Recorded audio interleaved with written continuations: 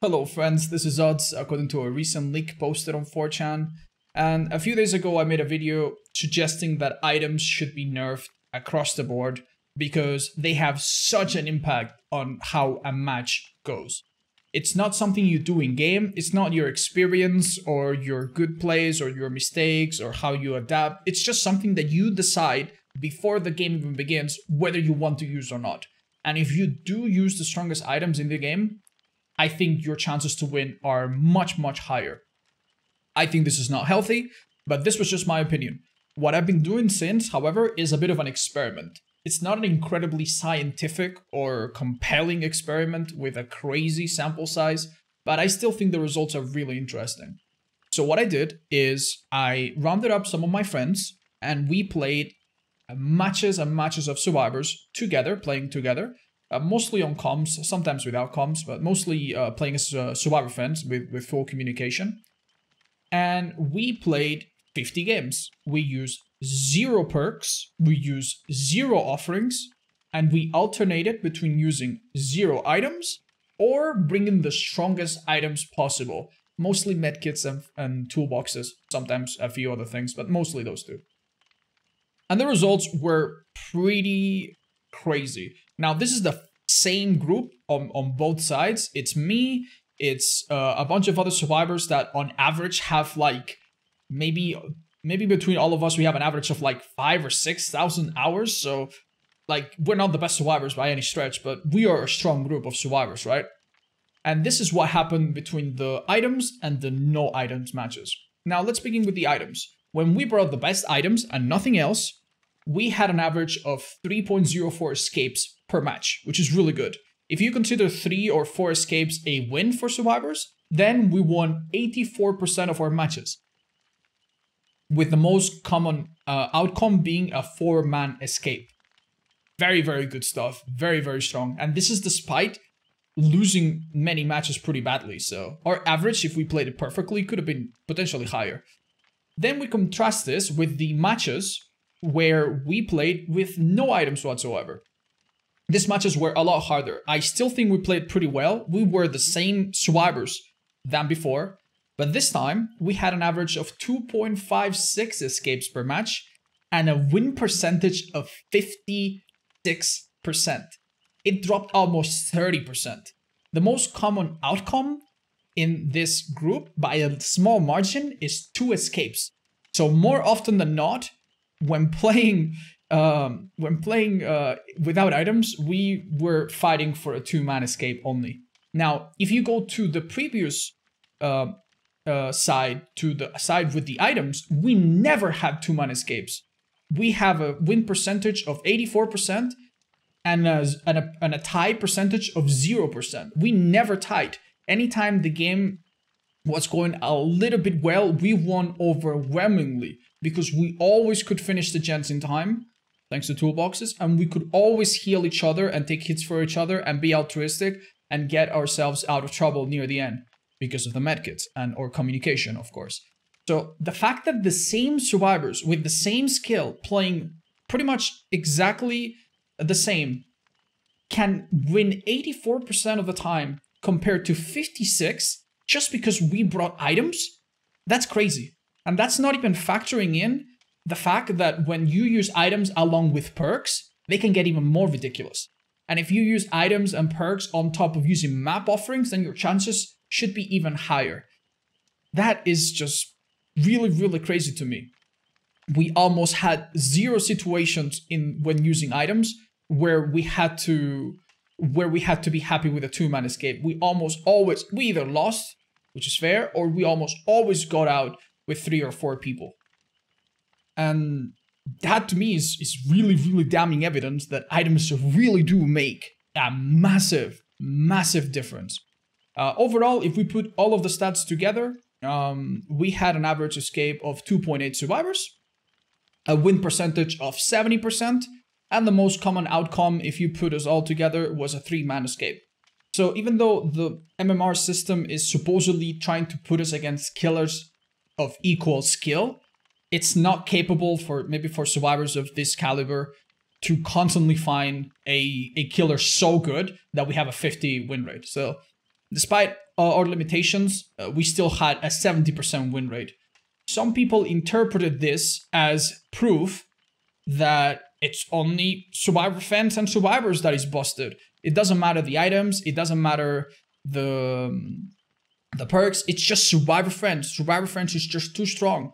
Having a win percentage of 70% just shows that this game is Survivor sided.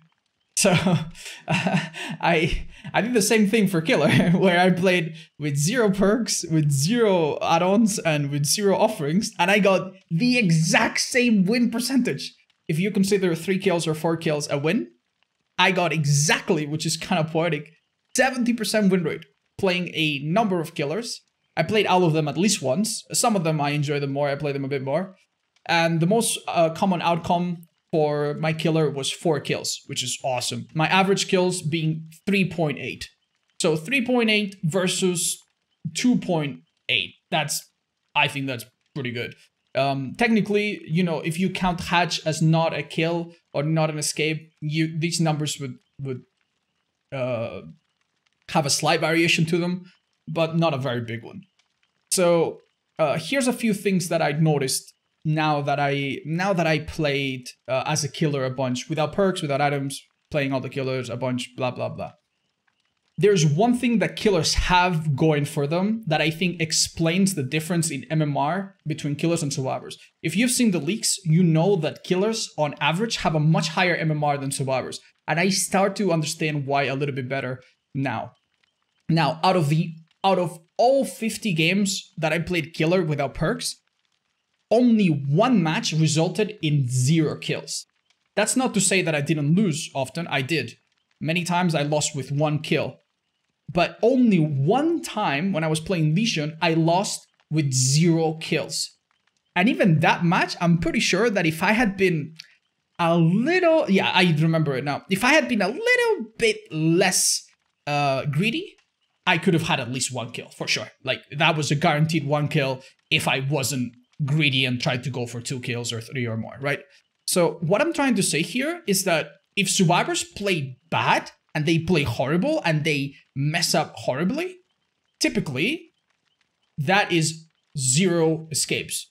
If they're lucky, they get the hatch, but the hatch doesn't count as an escape for the MMR. So basically 0 escapes or a tie for that survivor that might get the hatch.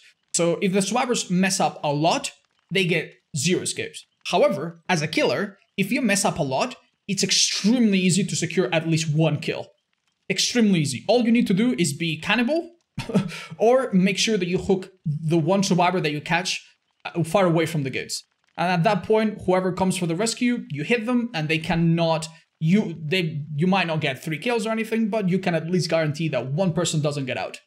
So, whereas survivors have an average ranging from 0 to 4, killers, if they play it at least a little bit well, just a tiny little bit well, even if they mess up terribly, they have an average ranging from 1 to 4.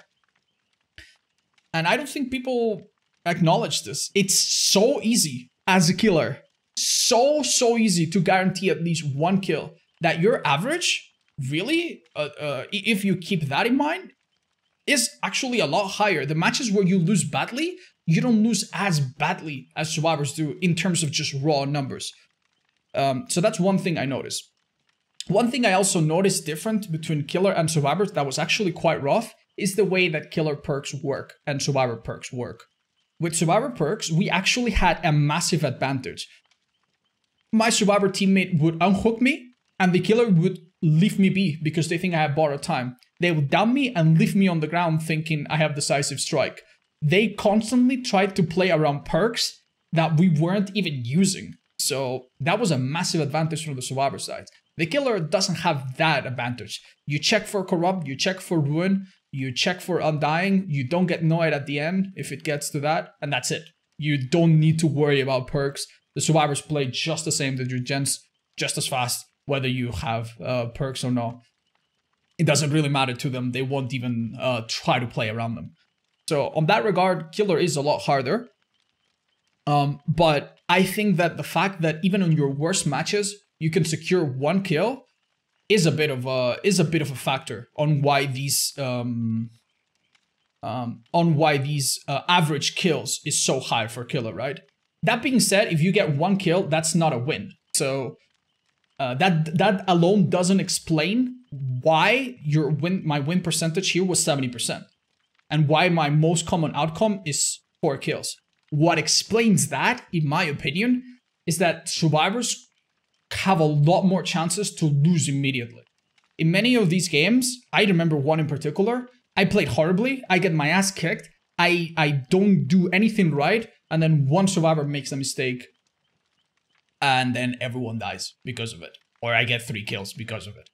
So I think the fragility of survivors, despite all of the second chance perks that exist in the game, is maybe one of the reasons why it's so easy sometimes to win, despite having relatively very little.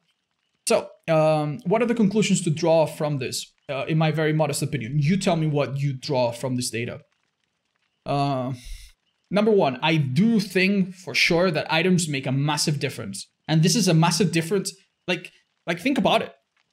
I understand that if we're good survivors, we should escape often. Even if the MMR is trying to work, I understand that if you're such a good player with 1 million hours, you should be winning often. But to win 84% of the time without even perk, I think that's nuts. I just like, we had games where the killer plays perfectly, they down a person in 20 seconds and 3 gens pop. It's just not even funny. So please nerf the items. I think this proves that they're busted. That's one conclusion. Another conclusion, I don't really like to say this, but hey, you don't need perks to do well on either side, apparently. Apparently, you don't even need perks on either side. And that's because the MMR, even though it's working better than the rank system, is not really pushing you to a 50-50 win rate. It doesn't work well enough so that if you win a bit, you suddenly go against survivors or killers that are so insane that you're gonna lose super often, bringing your win percentage back to 50.